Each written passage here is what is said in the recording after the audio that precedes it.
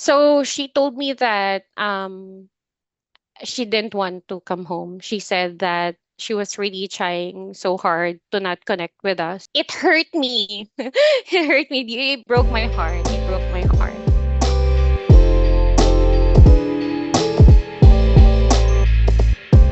Okay, hi everyone. Welcome to another episode of the Wellness Podcast here at Farchet Solutions.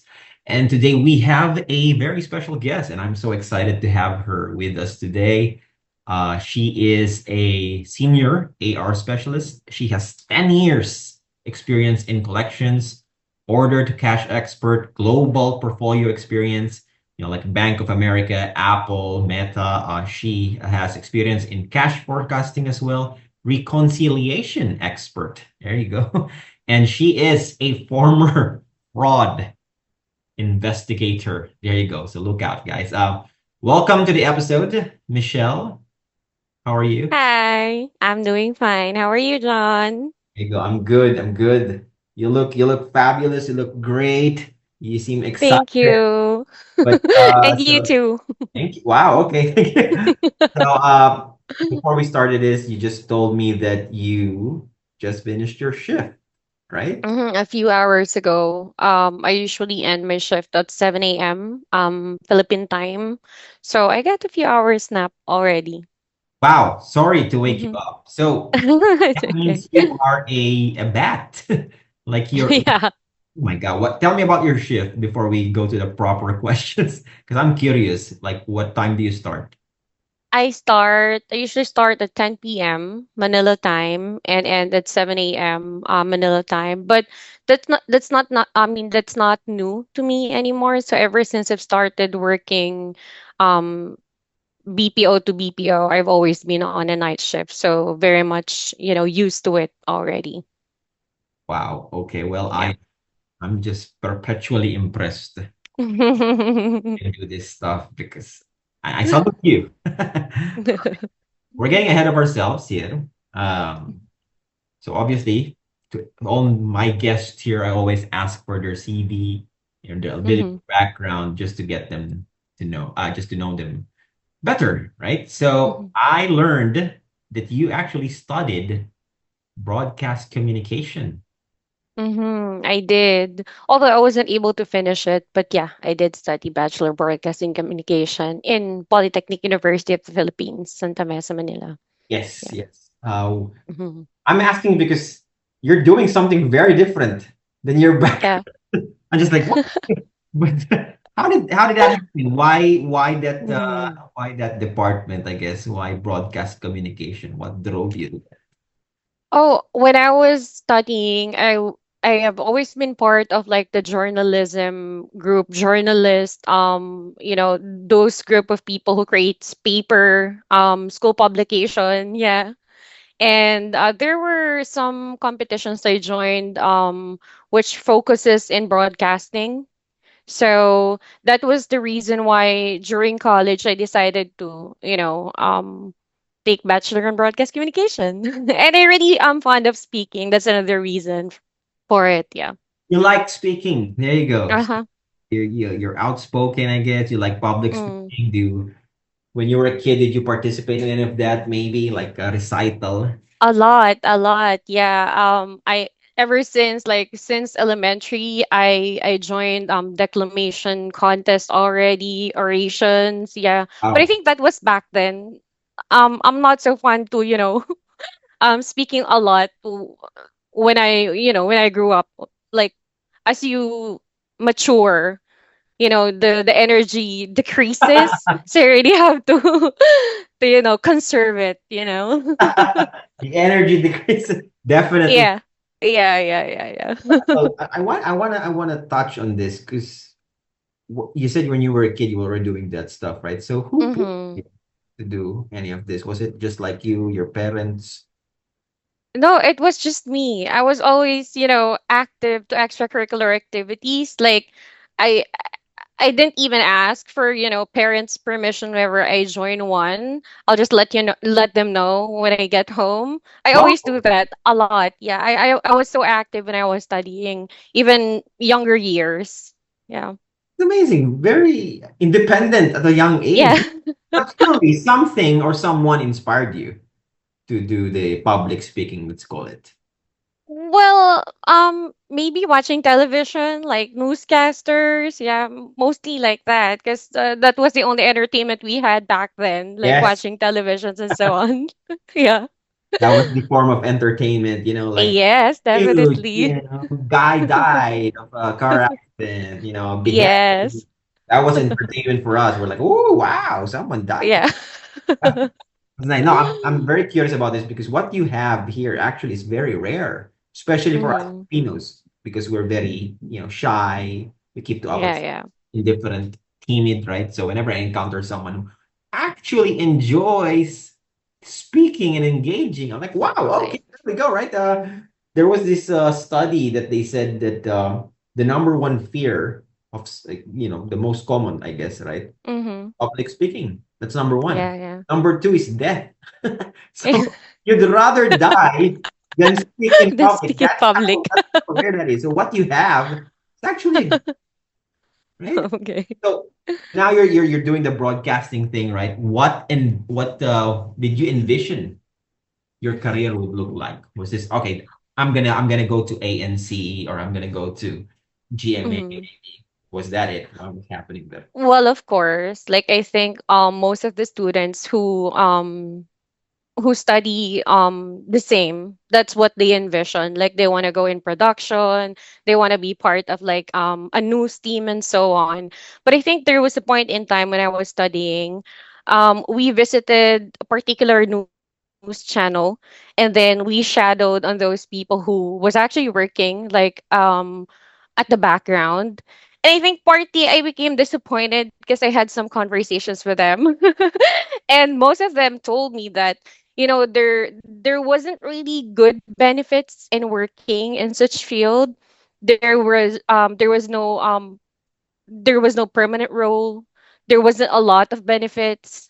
So that time I knew that I won't be able to produce money in this type of, if I will just work at the background, well, it's not like I'll become a newscaster right there and then when I graduated. So I'll really start from the bottom. So from there up to the time, if given the chance that I get what I really want, then I'll just, be the same as them. So I said, maybe this is not for me. Maybe this was just, some fun thing to do for me when I was studying, but not really for future goals or, job. Right? It's not easy, Yeah. right? You're always on Not easy. call, right? Mhm. You're never sure about your Mhm. that. That's good. But I love the interaction though of the guy who Mhm. was being very honest with you. It's like, Yeah, they "Hey, were. come here, you learn about our job. Do not do it. I Yeah, mean, yeah, yeah. stay Like away from that. it. Quit while you can. Just Yeah, for yeah, you yeah. guys to changing your course. But you said something Mhm. that you weren't able to complete your. Yeah. Tell me more about that. What happened? So when I was in second year college, I got sick. So because I think it was during summertime before my second year college that I started working. So I did some, part-time job in a call center. It was night shift. So I think m- my body wasn't ready during that time in the setup. So, well, technically it was a culture shock. I got sick. I had some problems with my lungs. I think I was confined for almost a month, and then I needed to go undergo medication for 6 months to be fully cured. So I Wow. really wasn't. Yeah. Um. I forgot how is it called, but there was like an excess fluid in my lungs that needed to be drained. So it became like an active tuberculosis after. And then I needed to go through like 6 month medication to be fully cured. So I wasn't really allowed to go back to study back then, like immediately. So that's why I stopped studying. Yeah. Wow. So many questions there. So many. Why, um, why the need to get a part-time job while you were studying?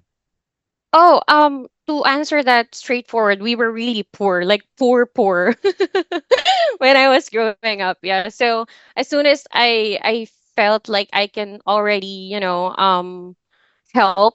contribute as soon as I turned 18. Or actually, a few months before I turned 18, I was already hunting jobs. And then as soon as I turned 18, that I'm already legally allowed to work, I jumped. I started working already. So yeah. I'm. Are you the oldest of do you have siblings? No, I'm the third. I have two elder sisters, but they got married early. So technically amongst the remaining younger siblings I have, I became like the oldest How many younger that siblings? time. We're six, we're all girls. So still have three more. Yeah. Three more younger sisters, yeah, So you after have to me. get a part-time job to support your family and your siblings in particular, I guess. The entire family maybe, and well, specifically focusing on myself and my studies, because I felt like sometimes my parents didn't have like allowance to give me when I need to go to school, or it's just really enough for transportation. So something like that, the Tell me about usual your problem, yeah. Tell me about your Mm-hmm. parents. So when you were studying, what was their career? So my father, he was an electrician. He was the only one who's working. My mother is the full-time housewife. Although she used to like sell kakanin, bibingka back then just so she can help with her day-to-day expenses. But yeah, it wasn't really enough because we're six, and I mean we're eight in the family, six children, and then that was the only income that we had. So yeah, it wasn't really enough back then. Wow. Okay. So Hmm. did they ask you to get a job, or again you did it on your own, where you're like, Yeah, no, they never did. They never asked me for anything. So it was always me who's initiating things, making decisions that I feel suitable with my current situation or situation. so like most kids, most teenagers, I guess, Mm. have the 18-year-old encircled for different reasons, right? Mm-hmm. Taboo. I get to drink now. I get to Yeah. drive now. I get to do my own. You're waiting to get to Mm-hmm. 18 so you can find a job and support Yes. family. That Yes, yes. that is wow. Like especially to our Mm-hmm. Western viewers here who may not Mm-hmm. be familiar with how I guess society works here in the Philippines. Mm-hmm. In the West, obviously you know this, right? Teenagers get a job to learn life, right? Mm-hmm. Parents would say, "Go get a summer job. Go work at the Yeah. Burger King or something." Then they know the Uh-huh. value of money, right? But it's Mm-hmm. not because they need to give that money back. It's almost like Mm-hmm. here. It's no, no, bro. You gotta go. We need you. We need you. Yes. So or before you were 18, you're how like when did this start? Like when you were 14, 13, were you already envisioning that? Like I gotta find a way to make money for the family. When did it start? Well, I think a few months. Well, ever since I know that life was difficult for us. Like I How did see you know this? through how. How did you know that life was difficult? Because I see my parents' sacrifices. Maybe I became mature at an early age because of noticing, observing how life was for us, most especially for my parents. My mother, she sleeps late at night so she can prepare the ingredients that she needs for the stuff that she needs to cook the next morning. So I see them um doing these sacrifices ever since I was a child. So I think that really instilled in my mind that they were really challenged financially in raising us. So as soon as I know that I was capable of helping them already, then I started hunting job. I started applying for jobs. Yeah, that was it. Yeah. Incredible, right? Because you were in a there was a fork in the road there. Like when Mm. once you realize that stuff, you can either oh I gotta make Yeah, yeah. right, which is what you did. Or some go the Mm. other way, like, I gotta get out of here. I'm out. I'm sorry, guys. Yeah, I gotta look agree. out for number one here, right? So you showed maturity there, not only Mm.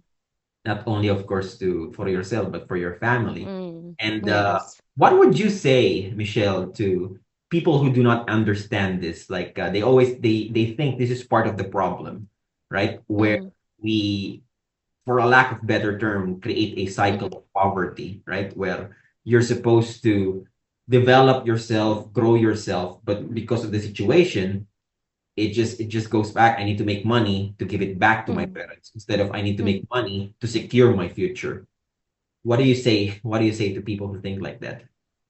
Who ask why, Well, right? Especially the non. like um sorry, so the question is what do I say to those people who doesn't understand poverty the way I do?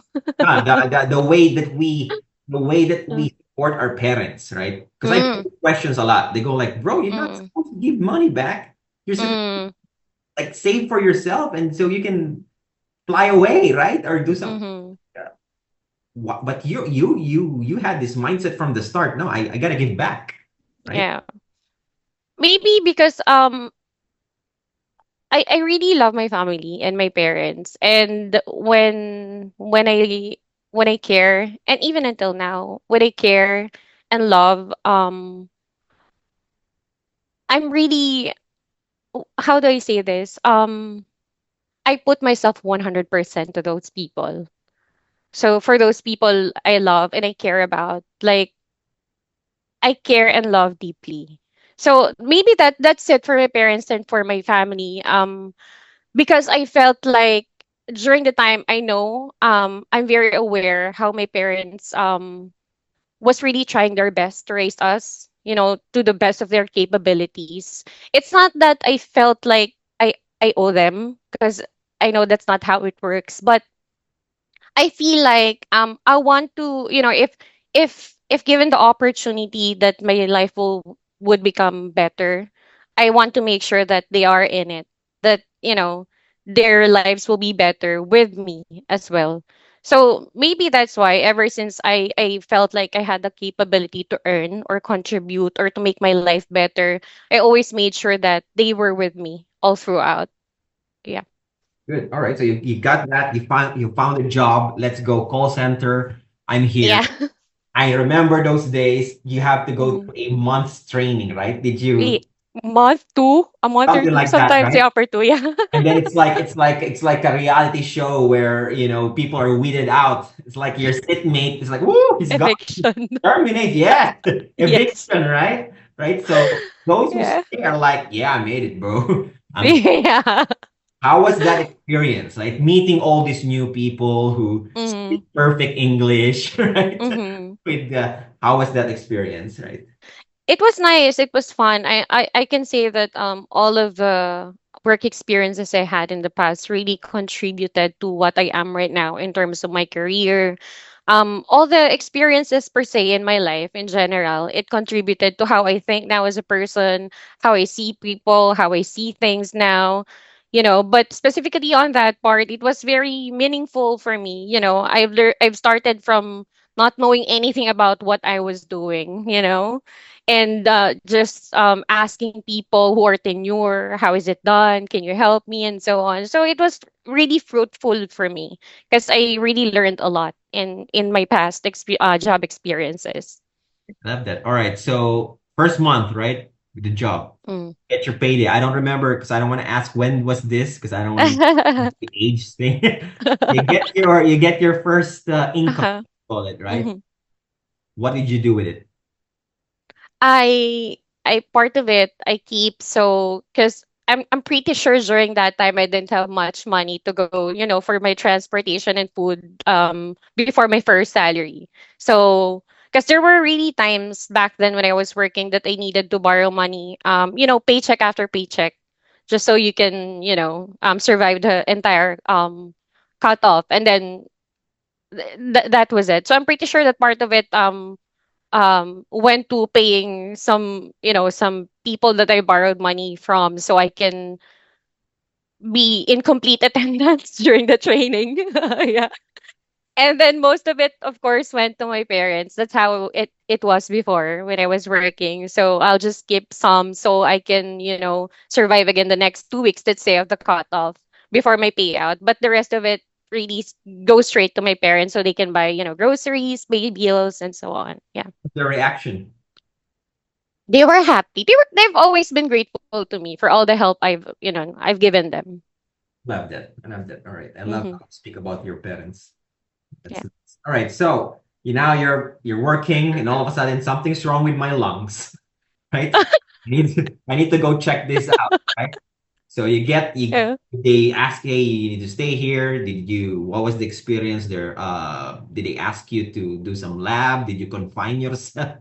What was that? Oh no. So after the summer job, I still enrolled to my second year college.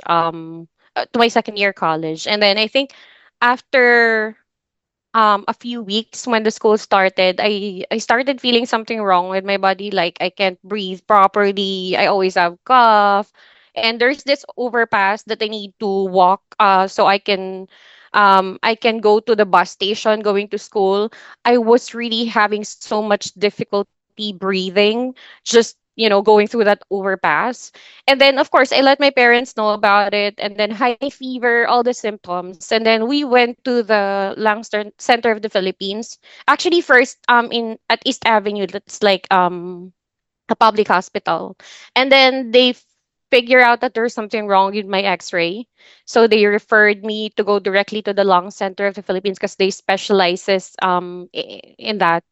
So by the time that we met the doctor in the OPD or outpatient department, that was the same day that he told me that I needed to be confined already because my left lung is already full of excess fluid that needed to be drained, or else it's the end for me. Yeah, that was it. Yeah. That sounds mortifying. Yeah. Yeah. I've heard stories of people, losing Mm-hmm. their lives because of. Anyway, so you're in the hospital six Mm-hmm. months, right? It was almost a month in the hospital, and then I was sent home, but there was a monthly checkup, and the medication took 6 months. Okay, so you were studying Mm. and you were taking medications. How was that experience? Did that hinder you from going to school? Who gave you It who? did. That was the same time that I stopped studying. I couldn't pursue studying anymore because I was really, really sick, like super thin, super having difficulty breathing. I can't even walk properly because of how my lungs is very sick. So I needed to really stop studying that time. And then after 6 months, it was during, I think, almost second semester of second year college. I was really thinking if I would enroll, but my parents didn't allow me. They want me to fully rest first. And then comes the next school year, um, I feel like I didn't want to enroll anymore because my batchmates are already ahead of me. So what I did was I just started working. So at least I'm ahead of them. Yeah. That's okay. So you still had a vision. I gotcha. All right. So now Yeah. Yeah. you- you're feeling a little better.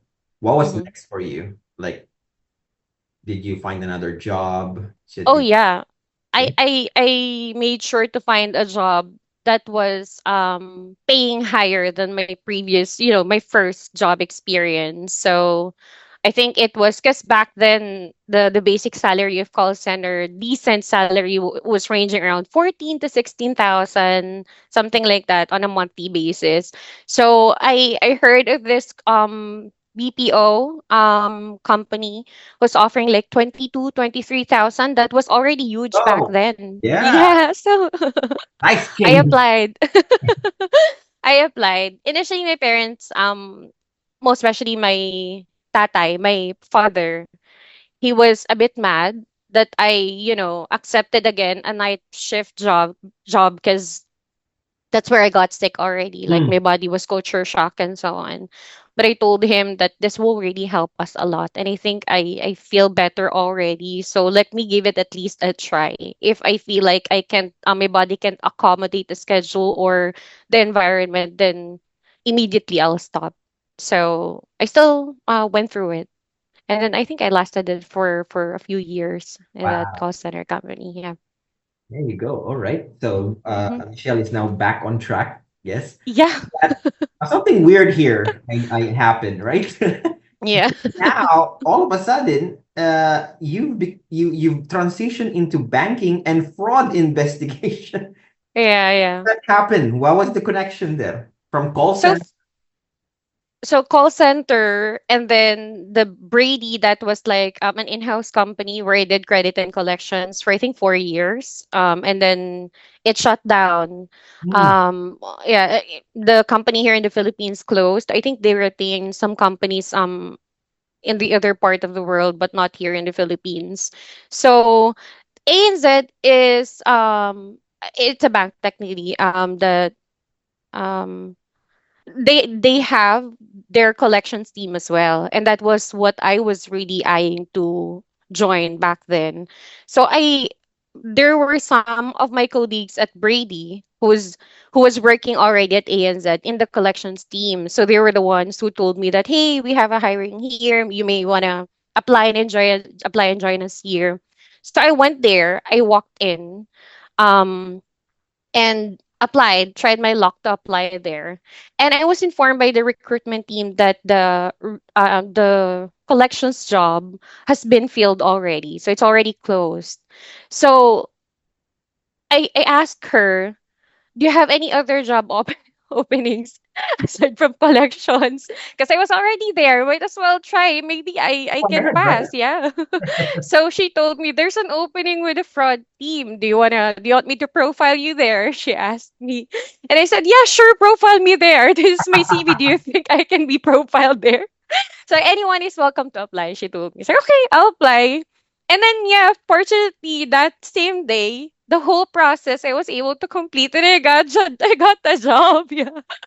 I became a Wow. fraud analyst. Yeah. There were even some questions there that I was so unfamiliar. Like, what do I know about fishing, about smishing, about cloning, and so on? I didn't know anything about it, and I didn't have the time to review about it. So when I was already at the operations manager interview level, I think that was the last interview. She asked me a difficult question that I didn't know how to answer. She asked me, "What if, for example, you're here in the Philippines and suddenly your card is with you, your physical card is with you, but Okay. suddenly it was used in another country?" That was her question. What do you think happened?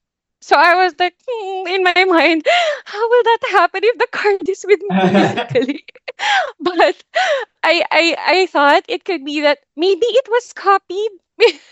That was really how I answered it. I wasn't really sure. Maybe it was copied. And then she was like, yes, you're right. It was cloned. It was copied. It was really fun. Yeah, yeah. And then I got the job, thankfully. Destiny, right? Wow. Yeah, it was. So tell me about that job. What do you do actually? We detect fraud transactions. Like there is this tool who filters all transactions real time of the customer. For example, if you're using your credit card or online banking, you're doing transactions, your bank has the ability to track all those in a real time. They should be, because they're responsible of tracking those transactions. And then there's this tool that's being used by the bank, and that's being monitored by the fraud detection officers. So if there's well, our tool back then, it has the ability to like um flag whatever is unusual in your transaction. Like for example, if most of your transactions are within your area, like if you're in Pampanga or Bulacan, most of your card transactions are just the vicinity or the area, and then suddenly there was a transaction somewhere else far from you, then that will be flagged by the system. And me as an investigator, I need to further check if there was really a possible activity that you went somewhere else, or is it really flaggable as a fraud transaction? Do I need to contact you? So that's what we do as fraud investigators. Wow. Okay. Yeah. So if that happens, what do you call this? We have the ability to block the internet banking, to block the card, contact the customer, have the conversation. So that's what we do. And once confirmed that the transaction is, for example, valid, then we unlock the card, we unlock the internet banking. And if fraud, then there will be some time that your internet banking or card will be blocked of course, card will be replaced if it's a real fraud transaction. But yeah, that's what we do. We connect with customers to further clarify if the transaction is valid or not. That doesn't sound easy at all. Like it's It's not. There was actually a time that I had, because there's this the type of fraud which is called identity theft. what is Like that? they were identity theft. Ah, okay. Yeah, so like fraudsters were able to obtain enough information of you to pretend to be yourself. So there was a time that there was a bank transfer being done on the customer's account and it was suspicious. So I called the customer using their mobile number. If you're familiar with mobile number porting, so it's like it's your mobile number, but they will request that it will be changed to another person's name. So that's part of the identity theft. So by the time that the bank calls the number, it will be the fraudster who will answer. So I had the chance to really speak with the fraudster, and he's really, trying to pretend to be the customer. But you'll know when when you encounter one that you're speaking with a How do you fraudster. know? Come on, tell me. Well, first, honesty, because the accent. That's first, because there's a certain demography who does it most of the time. Yeah, I'm so not you'll gonna name know. them. Just- Huh? I guess We're no. not gonna name them, yeah, of course. But that's first. And then second, if you give them like some random questions about the account, it's like they're still reviewing information before they answer. Like for example, if I ask you what's your mother's maiden name, you should, Oh, answer that straightforward. But for them, they won't know that immediately because they will need to still review their cheat sheets, of course. Yeah. I gotcha. Why do they do this? Anyway, so it's a tough job, but it's should I say it's rewarding because you're actually preventing crime, right? Yeah, it's You're not rewarding. you're saving. I'm gonna say you're saving lives, right? Because Yeah. you Yeah. can ruin people, right? Correct. I think the most difficult part there is when it's because there's fraud and there's this there is scam as well. So scam is different from fraud because um fraud are, bank will refund your money if it's really a fraud transaction. That's how it is, like based on Visa and MasterCard rule. Fraud is something that the bank will cover for you. But if it's scam, it's somehow considered as civil. So it civil, like you gave enough information to someone else, you trusted the person. You're at Yeah. fault a little bit, right? Yeah, yeah. Their fault. But most of the time the victims of scam are elderly. Ah, Like that's some even worse. yeah, like super elderly, and then I mean, there were many times that my heart got broken because I really can't do anything to return their money because they were scammed by people pretending that they care for those elderly, that they, creating there were some who really like staged the scam for a long time. Like they will become friends first for the first month, they will get the trust of the person, and then eventually will ask some help, but turns out it will be a scam. Yeah, until the money is depleted already. Oh my God. Yeah. That's okay. So you're there, right? I guess this is a new experience for you, and you said better pay and all, right? Like Yeah. Yeah, I think my you're so salary happy. jumped like 10,000 from my Woohoo! previous. Yeah, cuz they offered a lot because of that role, cuz that was difficult. So I was really happy jumping when I heard how much was the salary for that. I was like, "Thank you, Lord. I got the job." Love Yeah. it, love it. So you told me about your childhood, right? Like um growing up poor and all that. When did you know that it was like, okay, I'm living a much better life now? When did that click? Like this is I ain't poor anymore. I I ain't poor anymore. Honestly, well, when I started working, most especially when I joined ANZ, I think I became a little bit financially, free. Um because that was during the time that I was able to first bought my I was able to buy my first car. But it was just a second-hand car. Cares. But Awesome. yeah, so that was the during the time as well that I was able to purchase my first house through Pag-ibig, but there was a lump sum of like what do you call that, a down payment that you need to pay. That was during my ANZ time. So I think partly when I was there I felt like somehow I was, a bit financially free already. You bought Yeah, a a bit. car, you bought a house. What are you And what it wasn't like it was not luxurious. Like it was uh, yeah. So but yeah, that was that time. Because now that I'm doing freelancing, that's why it was just a bit of the feeling when I was there. Because now that I'm in freelancing, this is where I can say that I'm financially free. get to that. We'll get to that. But right, so now you were a little bit right better A off. little bit, How was your yes. parents? Are they?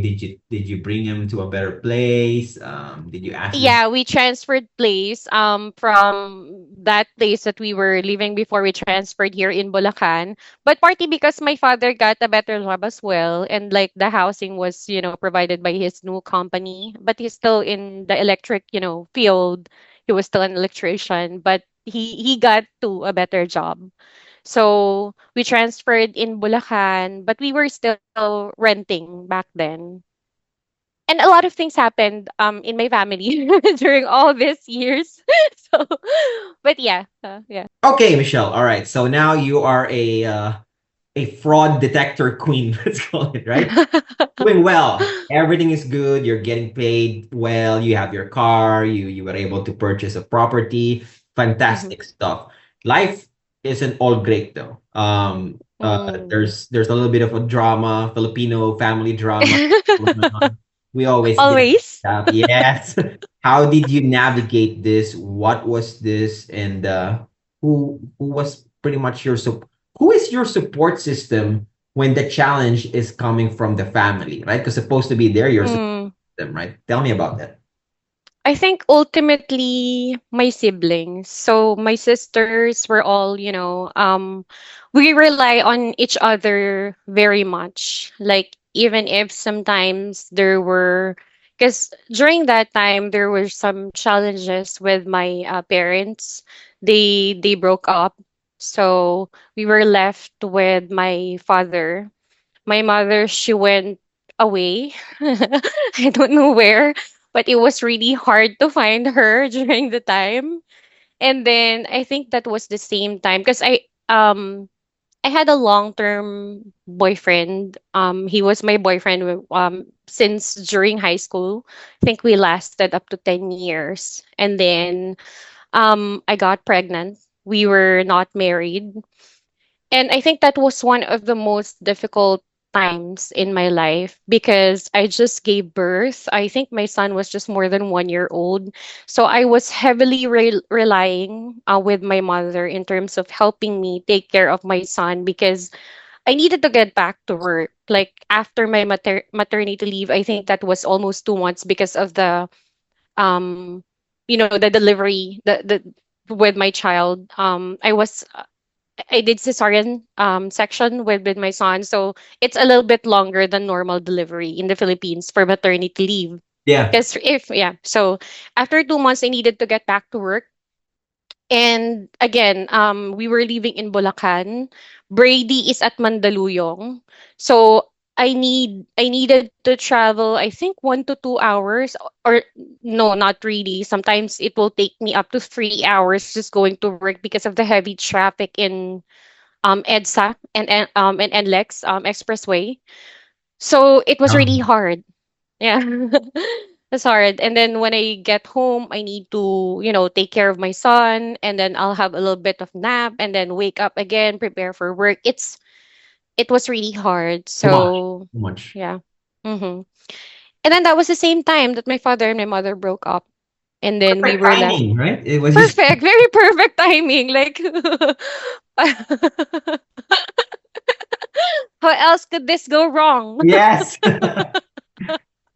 Wow. Okay. So they broke Yeah. up. you were with your dad, right? So Yes, and your with my mom was younger siblings. Mm-hmm. also with your dad. Everybody was with it. Yes. All right. So Yeah, yeah. your Mm-hmm. mom, let's call it, went on a vacation, let's say, right? Yes. Mm-hmm. And then you said something there. You said it was difficult to find her. So there was an Yeah. attempt to look for her, right? A lot of attempts. I remember there was a time that I talked to her friend and asked for her, current mobile number so I can call her because definitely she's changing her prepaid SIM cards so we can connect with her.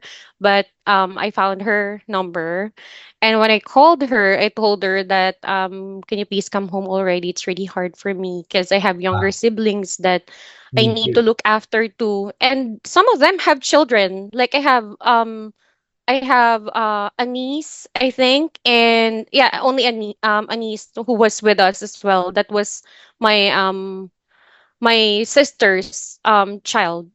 And then I told her if you could come home please because it's really hard for us. And my father was working, full time as well. We didn't have anyone to look after the younger peeps in the house. So she told me that she didn't want to come home. She said that she was really trying so hard to not connect with us. So why are we still, looking for her? I clearly remember because, it hurt me. It hurt me. It broke my heart. It broke my heart. Yeah. So yeah, that was it. I just needed to accept that she didn't want to go home that time, and I needed to survive. I needed to continue with the current setup that I had with my father, with my younger siblings, with my son. So it was very difficult. You almost had to become the mother of the family now, right? Like Yeah. that. But all right. So you, when she said that, did you give up? It was like, all right, it's she ain't coming back. Well, not really. I think that's one good thing about me. When I love a person, I really love them deeply. And I give so many, benefit of the doubt, chances, understanding. So I really thought that my mother was having a difficult time as well because she got pregnant so early. She didn't have the time or the chance to enjoy her youth. Even before she got pregnant with my eldest sister, she was taking care of her siblings too. She came from a very big family. She's second eldest, and they were like 10. So imagine she took care of all those younger siblings she had. So I thought that time maybe she really needed that time for herself because she never really enjoyed her youth, her life. So that was how I pacified myself and accepted the situation that maybe she really needed that, and I just need to continue with my life right now without her. Yeah. Did she eventually come back? Of course, she did. Yeah. There were several times it happened. She will come back. She will be gone. Come back. Be gone. So we get used to it. But eventually, she settled as well. She had someone else. A new one. Yeah, and at least we know where to find her now. you know it's not like we're still looking for her, and She she visit happy? us. Is Sorry. she is she happy? Yeah, she's definitely happy right now, and yeah, I'm happy for her that at least she's peaceful now and quiet. Because she really has lots of friends, like friends, like they're like teenagers back then. They're drinking, they're yeah, I can still remember. No comment. But yeah, I Yeah. get you. But how's your dad though? When all this was um happening, like he had to put on a face almost to be brave and yeah, deep yeah, down. my dad back then, um I think he was really, strong to handle everything that was left to him. Like all of us, and then he's working full time. He needs to help for some chores when he gets home from work, something like that. I remember there was a heart to heart that I had with my father. Um, because that time when we were in Bulacan, that wasn't actually the first time that my mother left us. Again, there were many times that it happened. So back when I was starting college, there was I think a few months that my mother left us again as well. She only came back because I got sick and she Oh, needed okay. to take care of me. But even before that, she, there was a time that she left us. And then my father and I, there was this conversation because that time he was jobless. So imagine I was starting college, my father was jobless, my mother left us. So when my dad found this new job, the one that I mentioned to you, who provides like Yep. a housing for the family, there was a car provided for him. It was really a good job for him. He was so happy and he was so excited to share it to me. And maybe he noticed that I wasn't really fine as well, that my mother left us that time. So I remember him crying to me, but he told me that he will always take care of us. So um he wants me to feel secure that whatever happens, whatever situation we have currently going on, that he will always take care of us to the best of his capability. And I was really, I was really proud of him that, he was able to manage all those situations. Yeah, yeah. I just remember that conversation with him. That's tough, right? Like That was really tough. your dad cry and almost arm you, Yeah, right? Like yeah. carrying his emotions, like you're almost, Mm-hmm. what do I do, right? But Yeah, you had to be there for him too, because yeah. if you miss your mom, like if you had that longingness for your mom, Mm-hmm. imagine how he was feeling, right? It's probably Right. times 1 million, right? Because Yeah. this is the woman of my life, right? And Yeah. I don't know where she is. Yeah. So Yeah. Yeah. that's all right. But your dad is okay now. He's okay now. He's with someone else as well. There Yeah. you go. Good for you. Good for you, man. Like that. All Yeah. right. So in a span of a decade, you quit school, right? You had to quit school, get a night shift job, found out a life-threatening condition, right? Get a new job, all this family drama. You got pregnant, guy disappears. You have to take care of your kid. You have to help your sister take care of their kid. You have to look for your mom. You have to Mm-hmm. support your dad. Oh, that is for one person, like anyone who's listening right now, if you think you're having a hard time, right? You're having a hard time because you can't buy that new iPhone, or you're having a hard time because your boyfriend hasn't talked to you in like 3 days. That's nothing, right? This is this is hardship right there. And so this is a wellness podcast still, right? What kept you well, I guess, through all, what was your like backbone there? You had something or someone, Belina. um, Having a kid. Oh, by the way, I just want to, put some clarification there. The father of my son, he didn't actually disappear, but we I'm were so not sorry. living together. Good. I'm I so just want to sorry. put it out there. I'm so sorry. I'm so sorry. Sorry, don't at me. I'm sorry. It's Tell me okay. more. Maybe, yeah.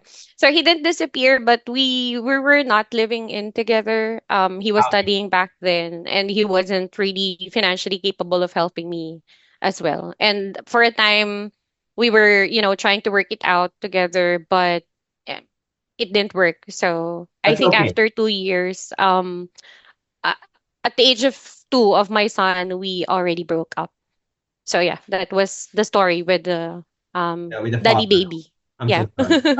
Look, I totally agree with you. Do not. I hate this term where they say you gotta stay together for the kid. I hate Yeah. that so much. Agree. You're just torturing the kid, right? Because you're Yes. going to fight every day. If it doesn't work, it doesn't work. Correct. Just Correct. end Correct. it. Why, right? Never mind. You know what? This is the whole Agree. 100%. backwards mentality that I'm just trying to. Anyway, Mm-hmm.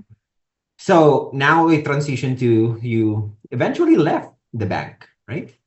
I did. I did left the bank. What happened? Because that was during pandemic that I decided. to leave ANZ because that was a time that the government is mandating everyone to go back on site. And that time, I was already living in Bulacan. And the traffic, the gas that it will consume me to go on site, it's not just reasonable. So I resigned. And actually, they didn't want me to go. I needed to put some computation in my resignation just so I can, convince them that it's not really reasonable for me to travel back and forth from Bulacan to Eastwood every day just to, be at work. What? Bulacan Eventually, they did. Eastwood? That's you're Yeah. closer to Cebu. Like, if you fly Yes. to Cebu, my God. Bulacan to Eastwood. That's why I resigned. Because I thought I could still keep the remote setup. Because that was what they implemented during the pandemic days. All right, bring But yeah, back the pandemic. eventually. That's the Yeah. lesson. We need the pandemic back. And that's cool. All right, so you left, right? Mhm. You had a plan, or you just like, I'll find something new. What was I the know I had a plan before I left because I was hearing about this freelancing thing already back then when I was at ANZ. ANZ helped me a lot in terms of financially, and I'm very grateful to the people I work with there. I've learned a lot from those people. That as I mentioned, that was the first time that I bought my first car, even though it was just secondhand. It was it was because of all the overtime I spent and was really able to, even weekends I work there if there are if there are opportunities to do overtime. I really grab those opportunities. And yeah, so before I actually leave ANZ, because I was working fully remotely back then. I was on day shift because we are catering Australian clients there.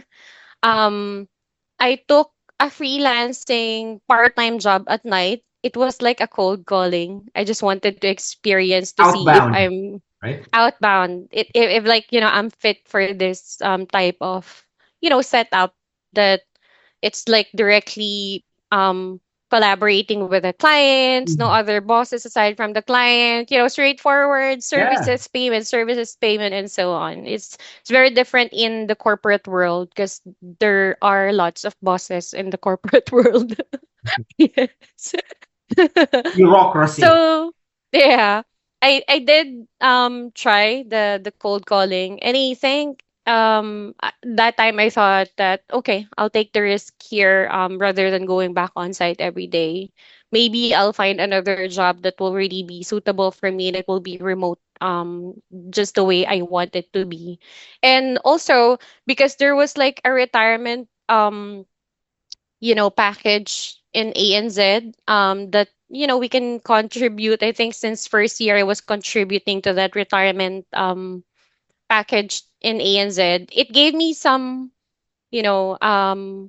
free time to look for jobs because I still have some emergency funds that I can use after I left ANZ because of what I got from the company.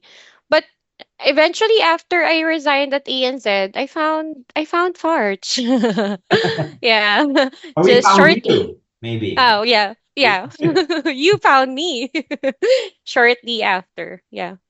All right. How was that experience now? So you go to Farshe and then you're like, right, this is nice. I'm just working from Mm. home, right? I have Mm-hmm. a client, nobody's messing with me. Tell us the biggest difference, I guess, working for a company, and we call you guys consultants, right? There you go. So Mm-hmm.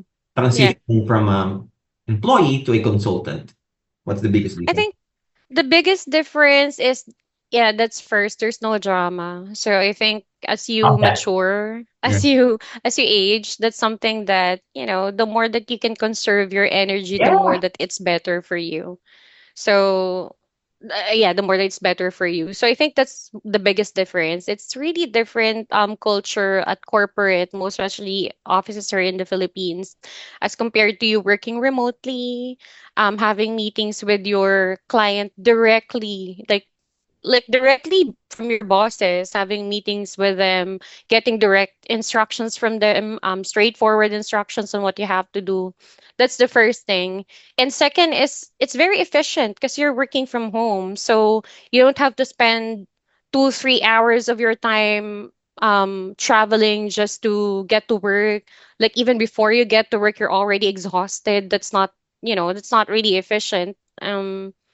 Here, at least when you're home, you'll have a lot more of your free time to do chores, take care of your loved ones, do things that you enjoy aside from just working. You have a work life balance. That's maybe what I can say when I transitioned to freelancing and remote work.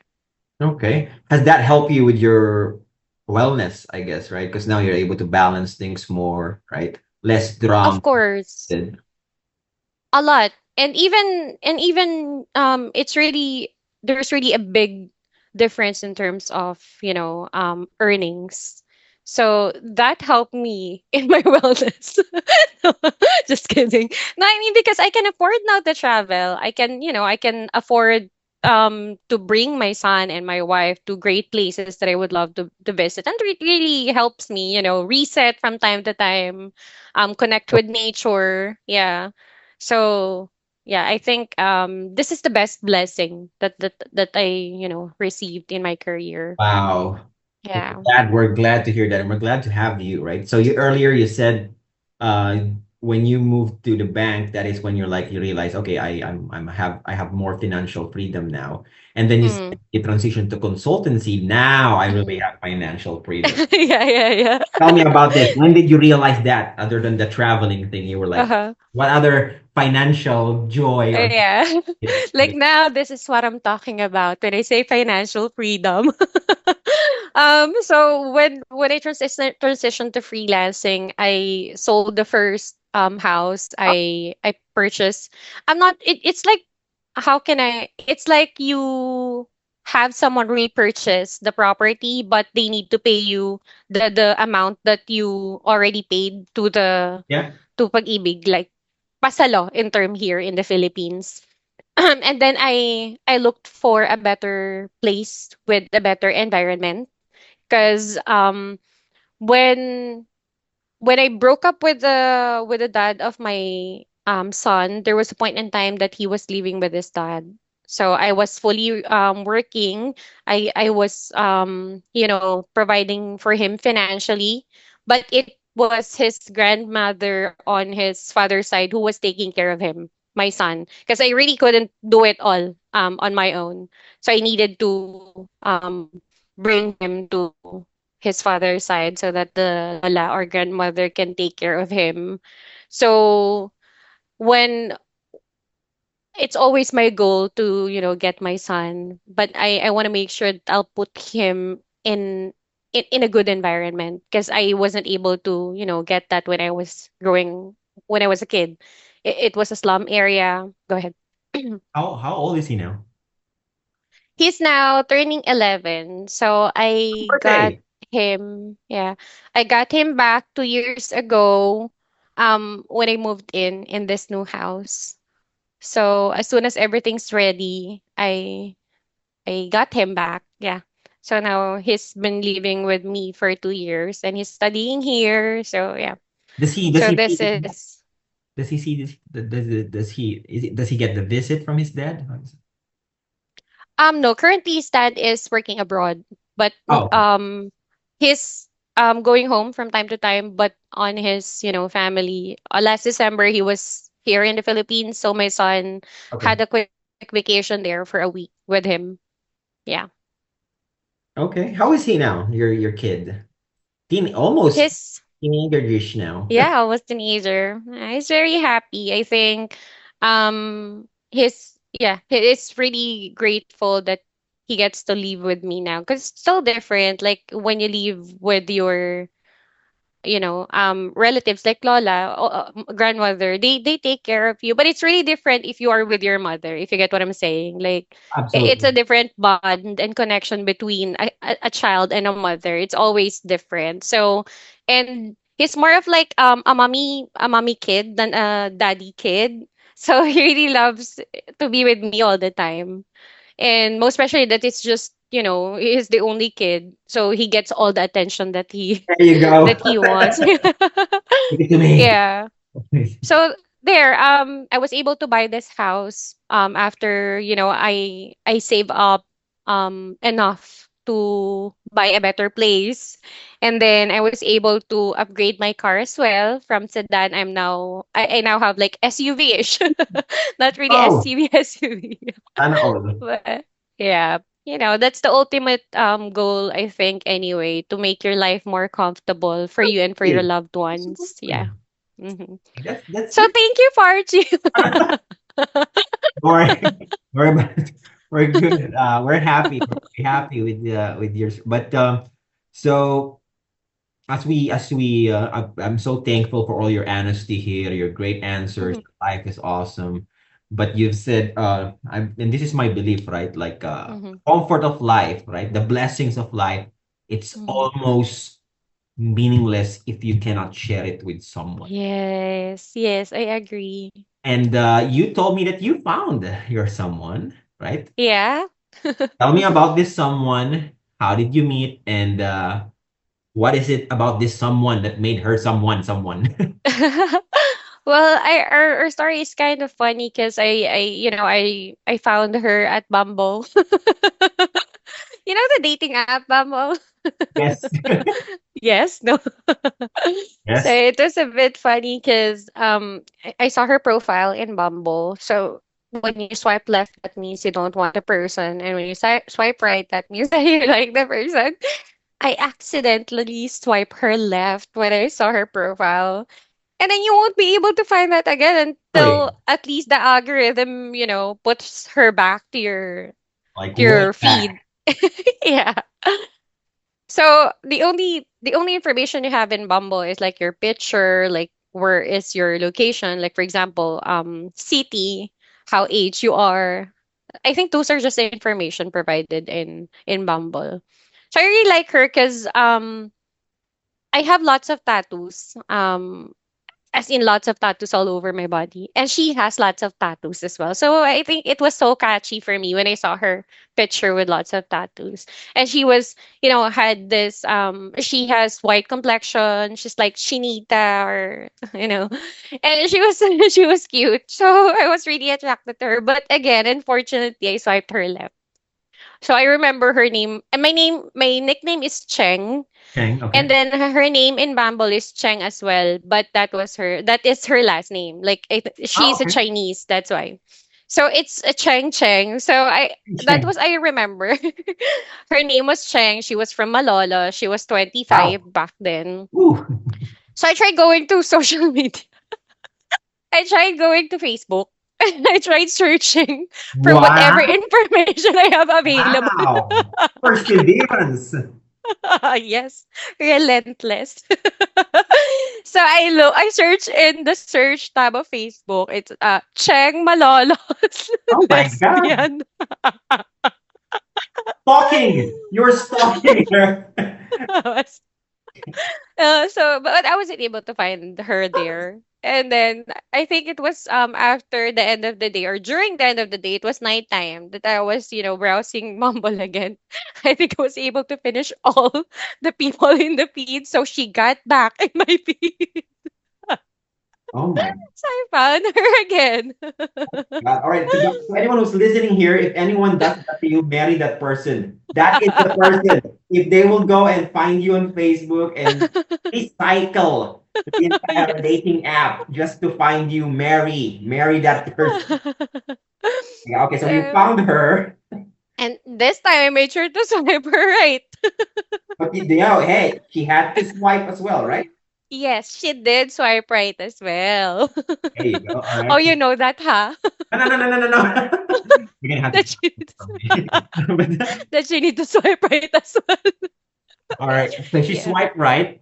What So it was a match. was a match? And then of course I initiated the conversation. Of course, how dare you not Of release? course. I worked hard for it.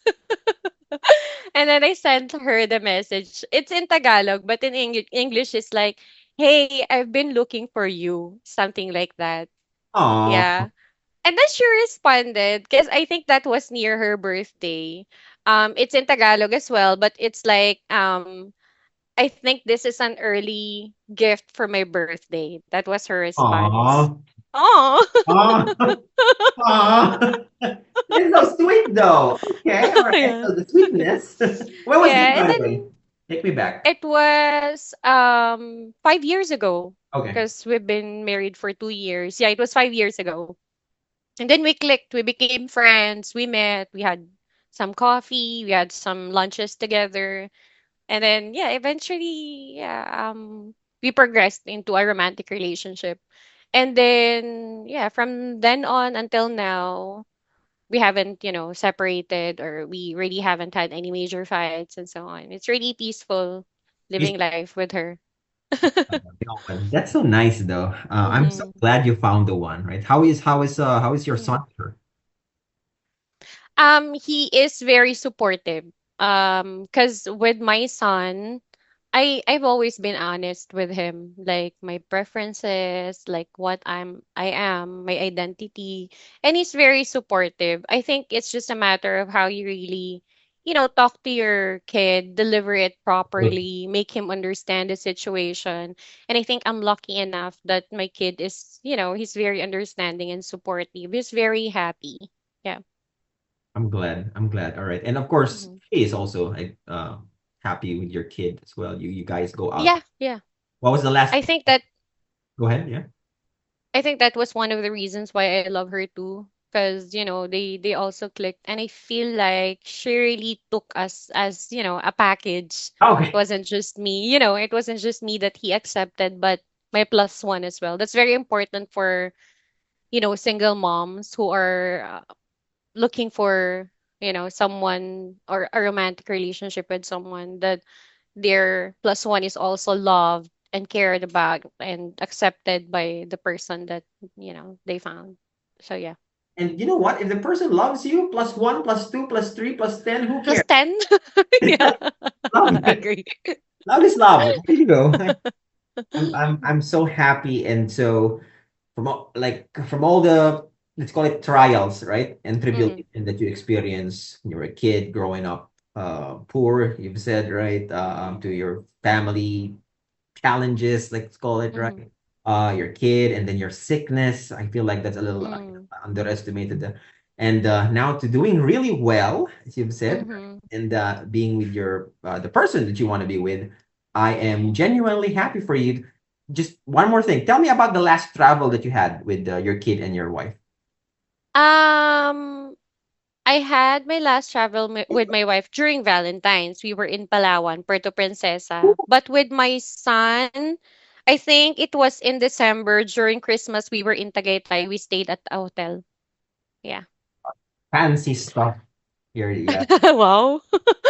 Oh, very good. The guys, you don't know, Google Palawan. It's one of one, and I'm just so happy for you.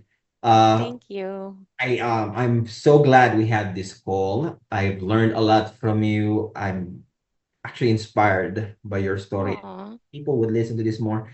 It's such a great story, and here at Fortune, we're happy that we were able to be part of your success Yeah, story, and we definitely.